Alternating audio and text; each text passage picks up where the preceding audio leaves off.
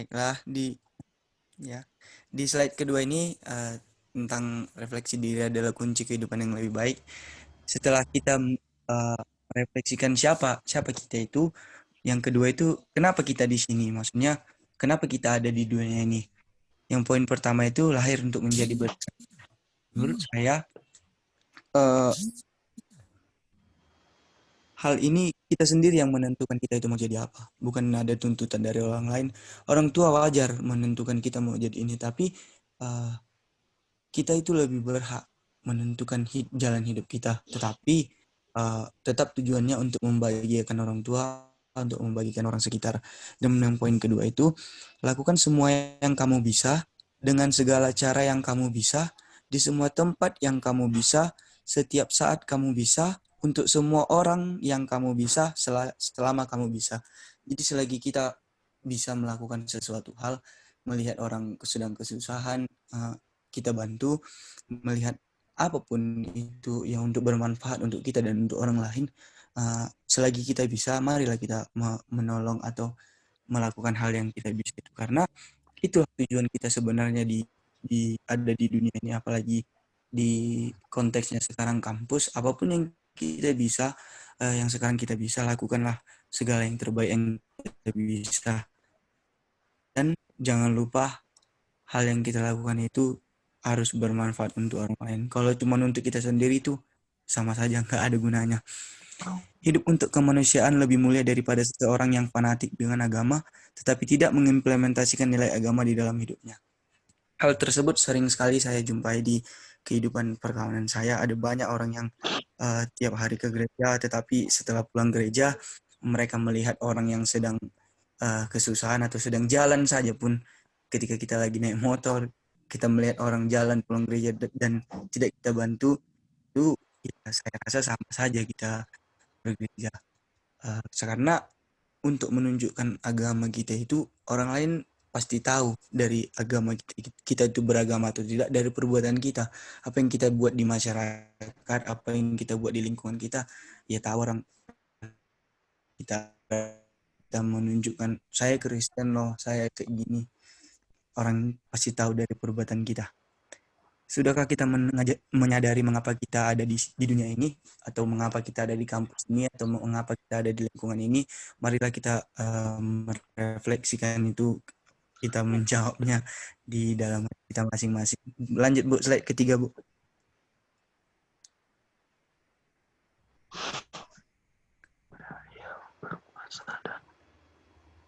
Ini yang terakhir.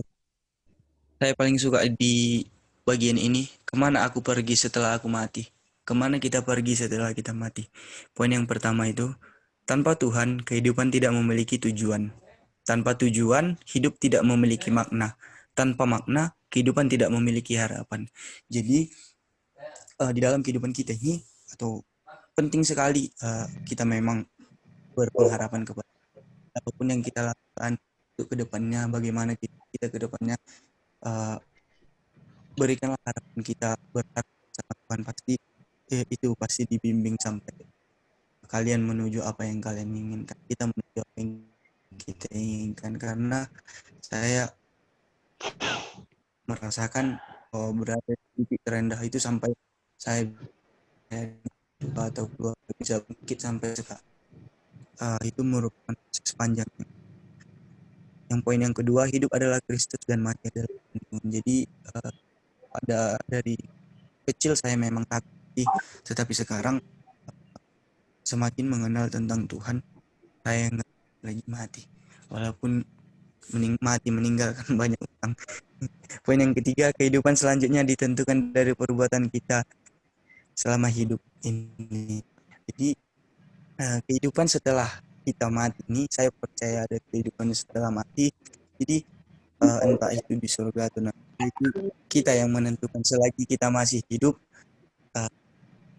berbuatlah yang baik supaya kita.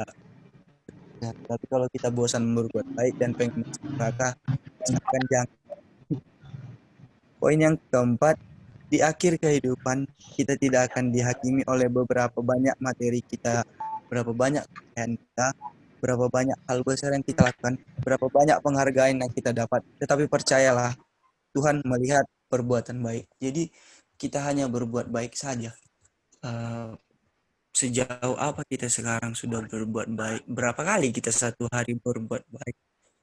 Marilah kita sama-sama merefleksikan itu, karena saya percaya itu adalah kunci kehidupan yang lebih baik. Merefleksikan diri, kita kesadaran diri itu kita refleksikan apa kesalahan kita yang selama ini dan apa yang harus saya perbaiki di kedepannya. Contoh kecilnya, saya melakukan kesalahan besar di semester 4 dengan nilai saya hancur dan saya pengen memperbaikinya di semester 5 karena saya sudah merefleksikan diri saya di bagian kecil.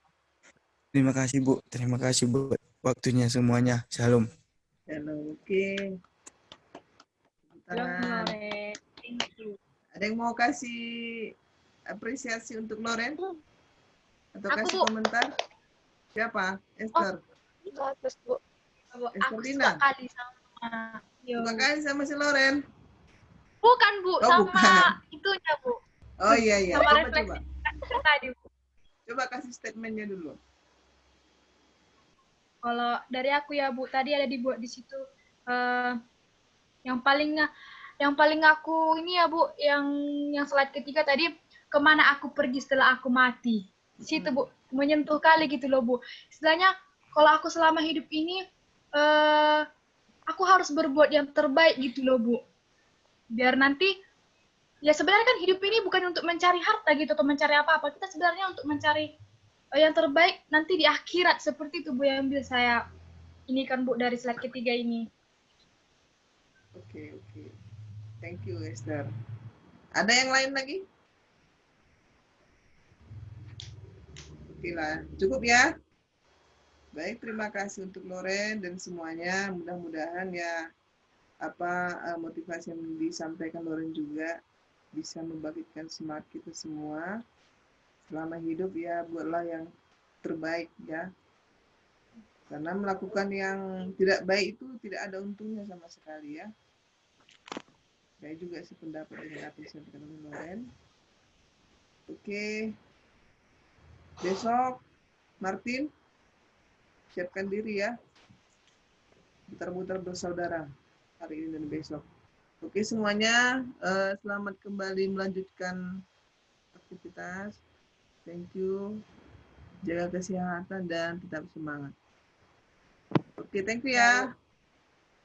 Ya Bu. Oke, Bu. Ya Bu. Ada, Bu.